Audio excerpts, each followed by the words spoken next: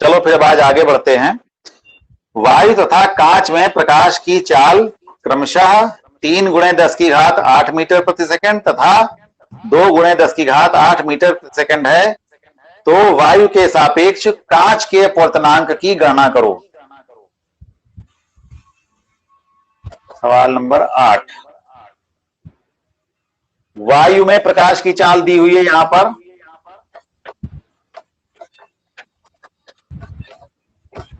वायु में प्रकाश की चाल बराबर दी है 3 गुणे 10 की घात 8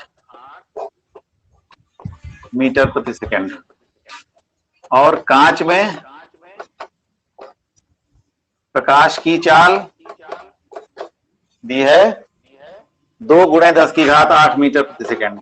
2 गुणे 10 की घात 8 मीटर प्रति सेकंड। तो तुमको कांच का अपवर्तनांक ज्ञात करना है। कांच का अपवर्तनांक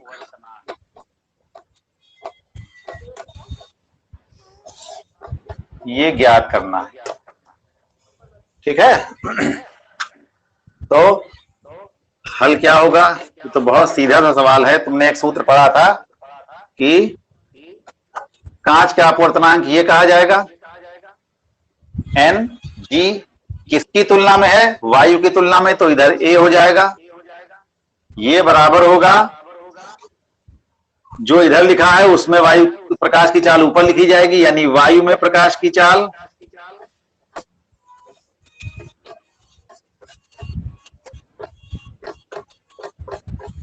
और जो इधर लिखा है उसमें प्रकाश की चाल नीचे लिखी जाएगी, तो कांच में प्रकाश की चाल।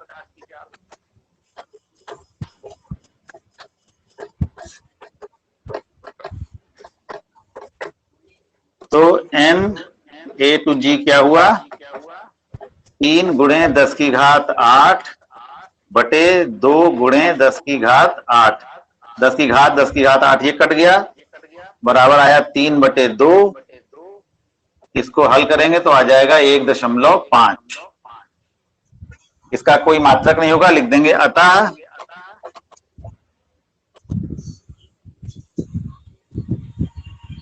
कांच का अपवर्तनांक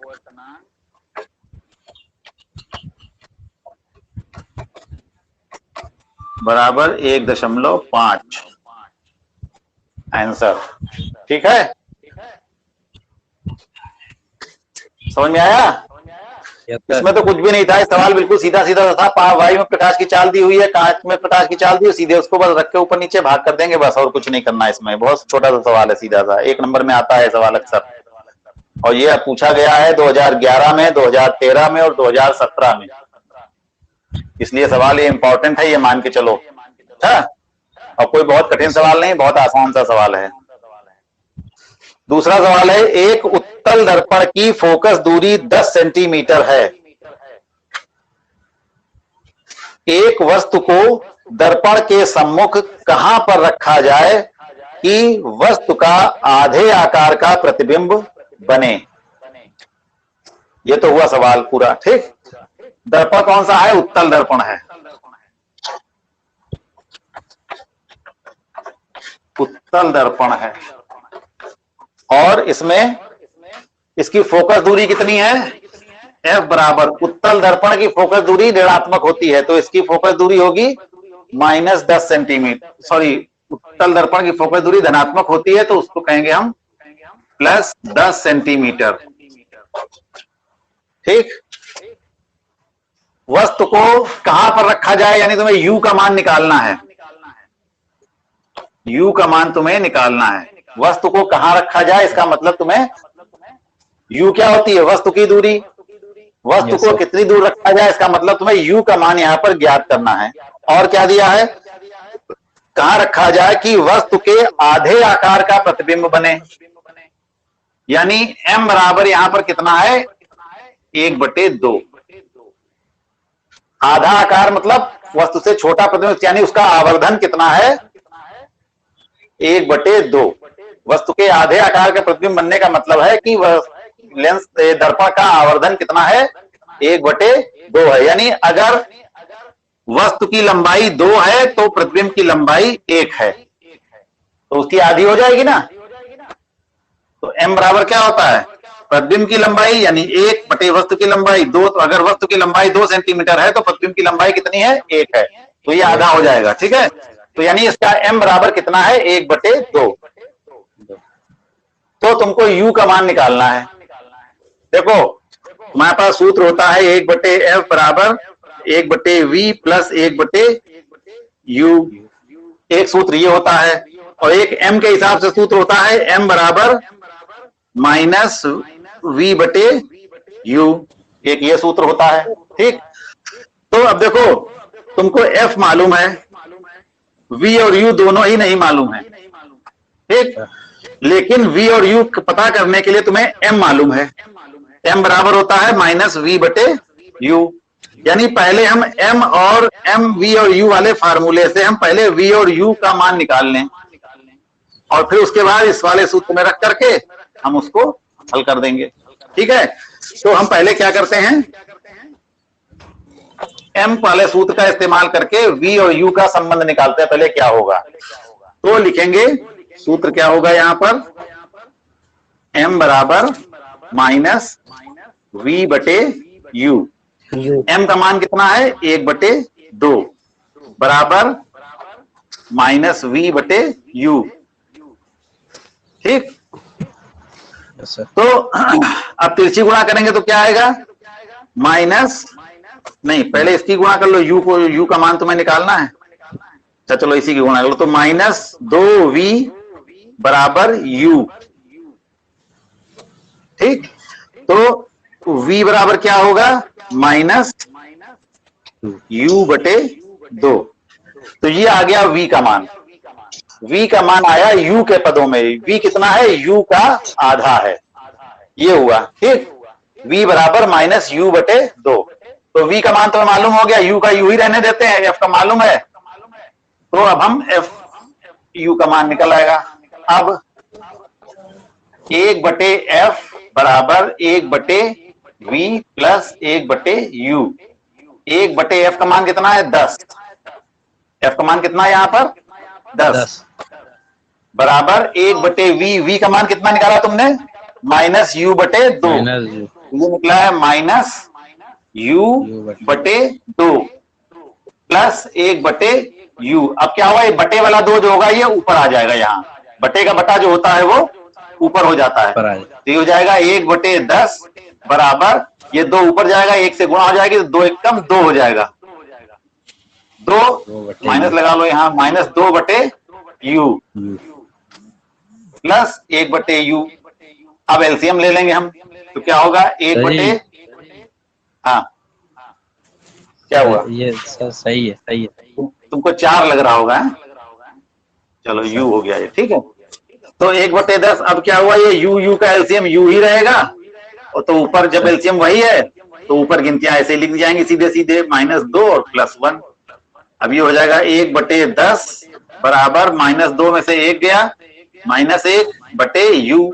अब तिरछी गुणा कर लेंगे, u को 1 से गुणा करेंगे तो u आएगा, और 10 को -1 से गुणा करेंगे तो -10 आएगा। ठीक, तो u का मान माइनस में आया। देखो u का मान सदैव माइनस में होता ही है। u क्या होता ही है, वस्तु की दूरी होती है। वस्तु की दूरी कभी भी धनात्मक नहीं होती, हमेशा ऋणात्मक ही होती है। तो u का मान हमेशा माइनस में ही आना चाहिए उत्तर में। तो यहाँ पर u का मान आया -10 सेंटीमीटर। लेकिन जब हम उत्तर लिखेंगे वहां पर माइनस नहीं लिखेंगे। अब हम उत्तर क्या लिखेंगे यहाँ पर, अतः वस्तु को दर्पण से 10 सेंटीमीटर दूर रखा जाए। तुमसे ही पूछा जा रहा था कि वस्तु को कहां रखा जाए, तो वस्तु कहां रखी जाएगी, वस्तु को दर्पण से 10 सेंटीमीटर दूर रखेंगे अगर हम, तो वस्तु के आधे आकार का प्रतिबिंब बनेगा। ठीक, समझ में आया? जैसा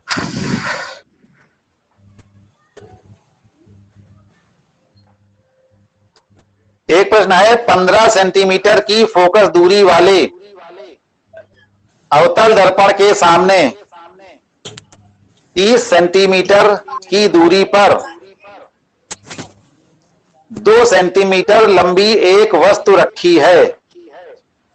बनने वाले प्रतिबिंब की स्थिति, आकार तथा प्रकृति ज्ञात करो। तो यह है अवतल दर्पण। तो यहां लिख लो पहले अवतल दर्पण। अब इसकी फोकस दूरी कितनी है? 15 सेंटीमीटर फोकस दूरी। तो अवतल दर्पण की फोकस दूरी ऋणात्मक होती है, -15 सेंटीमीटर। चिन्हों का बहुत ध्यान रखना है। अवतल दर्पण की फोकस दूरी माइनस में होती है। दर्पण के सामने 30 सेंटीमीटर की दूरी पर वस्तु रखी है, तो वस्तु की दूरी यानी u बराबर कितना है? -30। u हमेशा माइनस में ही होता है। u -30 सेंटीमीटर हो गया। वस्तु की लंबाई कितनी है? 2 सेंटीमीटर, यानी h बराबर है 2 सेंटीमीटर। तो ये प्लस में होता है, h कभी माइनस नहीं होता, h प्लस में ही रहेगा हमेशा, क्योंकि वस्तु हमेशा ऊपरी की तरफ रखी जाएगी। तो तुम्हें v निकालना है और h डैश निकालना है। ठीक? Yes sir. अब देखो v तो निकल आएगा सीधे सीधे, f और u तुमको मालूम है, v निकल आएगा। ठीक? 1/f बराबर 1/v प्लस 1/u वाले फार्मूले से f और u मालूम है, v तो सीधे सीधे निकल आएगा। फिर तुमको v भी मालूम हो गया, u तुम्हें मालूम है। ठीक? तो तुम्हें v मालूम है, u मालूम है और h मालूम है, तो h डैश निकाल सकते हैं। अभी जो हमने पहला सवाल आज लगाया था, h डैश बटे h बराबर v बटे u माइनस v बटे u करके सीधे उस सूत्र से लगा दिया जाएगा इस सवाल को। तो यहां पर हल क्या होगा इसका? सूत्र क्या है? 1/f बराबर 1/v प्लस 1/u। सूत्र में ही हम पहले पक्षांतर कर लें तो क्या होगा, सीधा सवाल हो जाएगा। यानी u को उठा के इधर लाना है, v निकालना है, u को इधर लाना है। तो हम इसको ऐसे लिख लेते हैं, 1/f माइनस 1/u बराबर 1/v। ठीक, ये बन गया। अब यहां पर मान रख दो, 1/f का मान कितना है? -15। ठीक, फिर माइनस 1/u का मान कितना है? -30 बराबर 1/v। तो अब ये माइनस सब ऊपर चले जाएंगे, ऊपर के गुणा हो जाएगी, तो ये माइनस हो जाएगा -1/15, माइनस माइनस की गुणा हो जाएगा प्लस 1/30 बराबर 1/v। 15 और 30 का एलसीएम ले लेंगे तो आएगा 30, 15 दूनी 30, 2 आएगा, 2 से ऊपर गुणा करेंगे तो ये -2 हो जाएगा। 30 को 30 से भाग करेंगे तो 1 आएगा, 1 को 1 से गुणा करेंगे तो 1 रहेगा, बराबर 1/v। -2 में से 1 घटा देंगे तो आएगा -1/30 बराबर 1/v। तिरछी गुणा करेंगे तो -v बराबर 30 या v बराबर -30 सेंटीमीटर। तो v का मान आ गया -30 सेंटीमीटर। ठीक, पहला उत्तर निकल आया v का मान, सीधे इसी सूत्र से सीधा सीधा निकल आया v का मान। अब निकालना है तुमको h डैश का मान। अब हम जानते हैं कि h डैश बटे h बराबर -v बटे u, ये सूत्र है। अब यहां पर सबके मान रख दो, h डैश तुम्हें निकालना है तो h डैश ही रहेगा। h का मान कितना दिया था? 2 सेंटीमीटर प्लस 2 बराबर माइनस लगा दो, फिर v का मान कितना निकला? -30, तो यहां लिखो -30 बटे u का मान कितना दिया था? ये भी -30 दिया था। तो क्या होगा, ये माइनस माइनस कट जाएगा, तो h डैश और ये 30 और 30 भी कट जाएगा, 1 1 आ जाएगा, 2 से तिरछी गुणा करेंगे तो h डैश बराबर आ जाएगा -2 सेंटीमीटर। ठीक, यानी प्रतिबिंब की लंबाई कितनी आई? -2। माइनस का मतलब है, चाहे यहां से हम कहें चाहे यहां से देख के कहें, माइनस चिन्ह का मतलब है जो प्रतिबिंब बनेगा वो उल्टा बनेगा। ठीक, माइनस चिन्ह का मतलब है प्रतिबिंब कैसा होगा, उल्टा होगा, क्योंकि यहाँ पे इस सवाल में तुमसे कहा जा रहा है कि प्रतिबिंब की प्रकृति बताओ। प्रकृति मतलब प्रतिबिंब की क्या क्या विशेषताएं होंगी। तो प्रतिबिंब कहां बनेगा, 30 सेंटीमीटर की दूरी पर बनेगा, उल्टा होगा, वास्तविक होगा, और उस प्रतिबिंब की ऊंचाई कितनी होगी, 2 सेंटीमीटर होगी। वस्तु कितनी है, 2 सेंटीमीटर की, और प्रतिबिंब भी कितना होगा, 2 ही सेंटीमीटर का होगा। यानी वस्तु कहां रखी है, सी पर रखी है, वक्रता केंद्र पर रखी। वक्रता केंद्र पर रखने पर वक्रता केंद्र पर रखने पर वस्तु की लंबाई के बराबर ही प्रतिबिंब बनता है। तो यहाँ पर वस्तु की लंबाई 2 सेंटीमीटर थी, प्रतिबिंब की लंबाई भी 2 सेंटीमीटर। इसका मतलब ये वस्तु कहां पर होगी, वक्रता केंद्र पर रखी है। और तुम हिसाब लगाओ अगर, तो इसकी देखो फोकस दूरी 15 सेंटीमीटर है और वस्तु की दूरी 30 सेंटीमीटर है, और वक्रता त्रिज्या क्या होती है, फोकस दूरी की 2 गुनी होती है। तो 15 का 2 गुना करो 30, यानी वस्तु कहां है, वक्रता केंद्र पर ही तो है। तो यहां पर क्या लिखेंगे, अतः प्रतिबिंब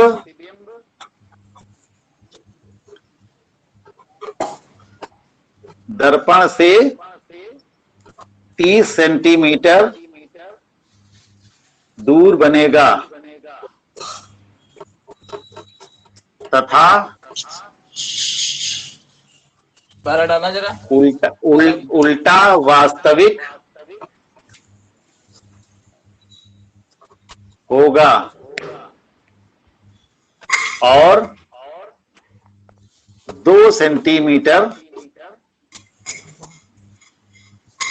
आकार का होगा।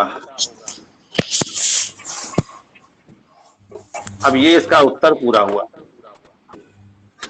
ठीक है, अब अगला सवाल, एक 15 सेंटीमीटर फोकस दूरी वाले अवतल दर्पण से कितनी दूरी पर एक वस्तु रखी जाए कि उसका 5 गुना बड़ा वास्तविक प्रतिबिंब बने। अब 5 गुना बड़ा कहा जा रहा है, यानी यहां पर m बराबर 5 होगा। तो ये अवतल दर्पण है, अवतल दर्पण, इसकी फोकस दूरी कितनी है, 15 सेंटीमीटर।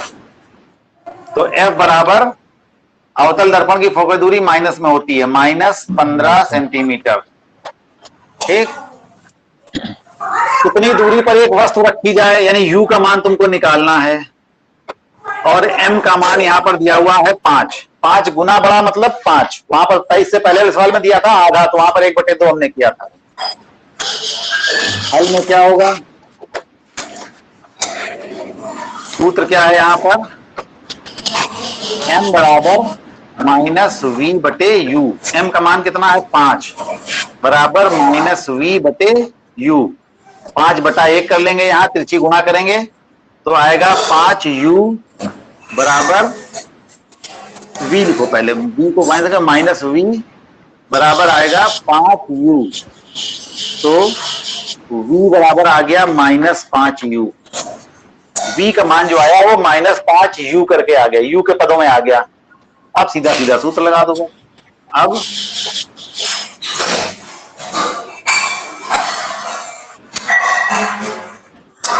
एक बटे एफ बराबर 1/v प्लस 1/u। 1/, एफ का मान कितना है, -15, बराबर 1/v का मान यहां निकाला हमने, -5u प्लस 1/u। तो ये माइनस ऊपर हो जाएगा तो -1/15 बराबर, ये माइनस ऊपर हो जाएगा तो -1/5u और प्लस 1/u। यहाँ पर -1/15 रहेगा, यहाँ पर एलसीएम ले लेंगे तो ये आएगा, एलसीएम आएगा 5u। 5u को 5u से भाग करेंगे 1 आएगा, ऊपर -1 हो जाएगा, प्लस u को भाग करेंगे तो 5 आएगा, 5 × 5 हो जाएगा ये।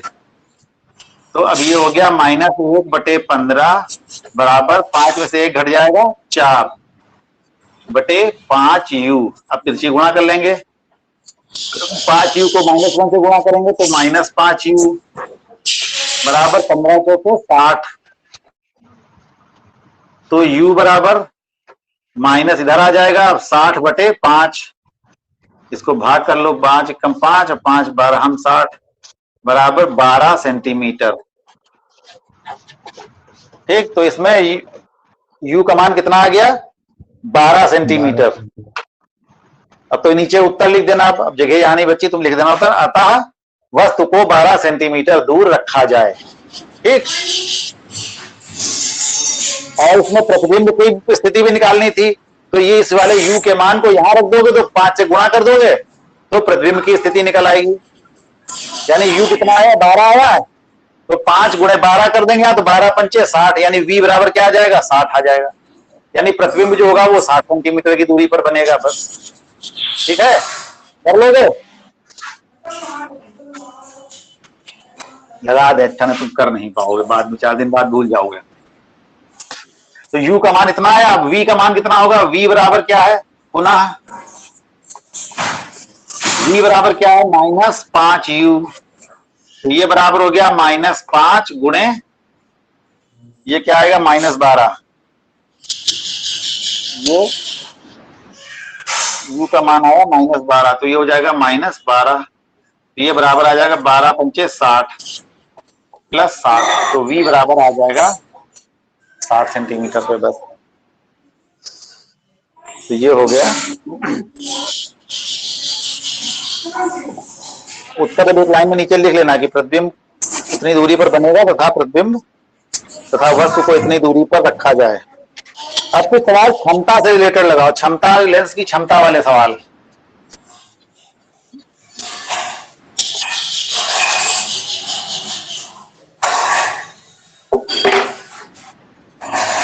दो मीटर फोकस दूरी वाले किसी अवतल लेंस की क्षमता ज्ञात करो। सवाल नंबर 12।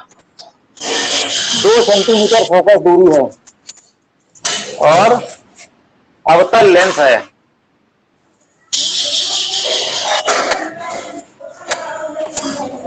अवतल लेंस है और इसकी फोकस दूरी है 2 मीटर। तो अवतल लेंस की फोकस दूरी होती है ऋणात्मक, तो -2 मीटर हो जाएगी। ठीक, तो इसकी क्षमता ज्ञात करनी है। क्षमता ज्ञात करने का सूत्र हमने क्या बताया था? क्षमता को क्या कहते हैं? P बराबर होता है 1/f मीटर में। तो यहां पर f मीटर में ही दी हुई है, फोकस दूरी क्या में दी है? मीटर में दी हुई है। ठीक है, तो फोकस दूरी मीटर में दी हुई, तो P बराबर कितना हो जाएगा? 1/2। ये बराबर हो जाएगा, उसको आप भाग करेंगे तो 0, यहां -2 लिखेंगे, 0.5 माइनस में इतने डायोप्टर। इसका क्षमता का मात्रक होता है डायोप्टर यानी d। तो इसकी क्षमता कितनी होगी?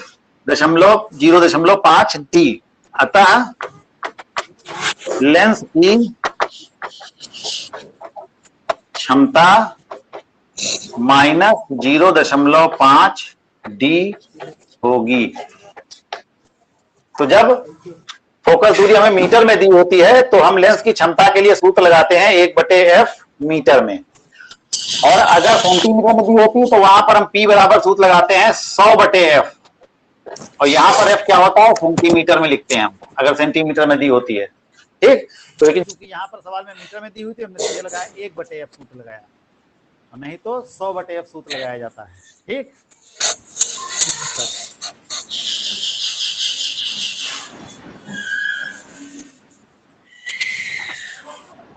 अब एक सवाल इसका उल्टा। अभी यहां पर क्या था कि फोकस दूरी दी हुई थी और क्षमता निकालनी थी। अब क्षमता दी हुई है तुमको और फोकस दूरी निकालनी है। अगला सवाल है, उस लेंस की फोकस दूरी ज्ञात कीजिए जिसकी क्षमता -2d है। उस लेंस की फोकस दूरी ज्ञात करें। अब लेंस नहीं पता कौन सा है, जिसकी क्षमता जो है वो -2d है, यानी P बराबर दिया है -2d, तो तुम्हें f निकालना है। ठीक, तो यहां पर जो क्षमता के 2 सूत्र हैं तुम्हारे पास, एक सूत्र है 1/f, एक सूत्र है 100/f। तो किसी भी एक से निकाल लो। 100/f करके निकालोगे तो सेंटीमीटर में निकल आएगी, 1/f करके निकालोगे तो मीटर में निकल आएगी। तो हल क्या होगा इसका? कि सूत्र क्या है? P बराबर हम 100/f करके निकालते हैं। चलो 100/f, तो f बराबर क्या होगा, f इधर आ जाएगा, p इधर चला जाएगा बटे में, तो f बराबर हो जाएगा 100/p बराबर 100/p का मान कितना दिया, -2, तो 2 से इसको काट देंगे, 2 पंचे 10, 0 माइनस ऊपर हो जाएगा, तो बराबर आ जाएगा -50 सेंटीमीटर।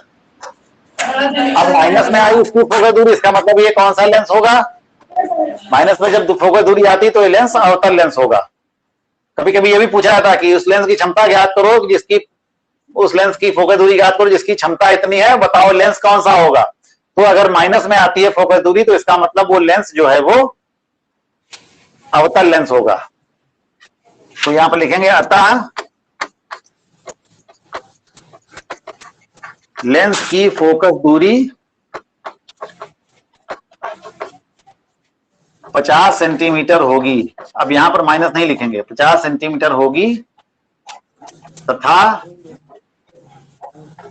यह